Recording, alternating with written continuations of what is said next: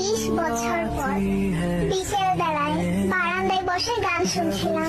হঠাৎ করে প্লেলিস্টে থাকা একটি গান বেজে উঠলো, যেটা এক সময় আমার খুব পছন্দের গান ছিল। রোজকার ব্যস্ততায় ভুলেই গিয়েছিলাম যে এক সময় এই গানটা না শুনে আমার দিনটাই শুরু হতো না। একটু মুচকি হাসি দিয়ে গানটা শুনতে লাগলাম। তখনই গানটার মধ্যে একটা কণ্ঠ শুনে চোখ দিয়ে আপনা আপনি পানি গড়িয়ে পড়লো। কোনোভাবেই আর নিজেকে কন্ট্রোল করতে পারলাম না।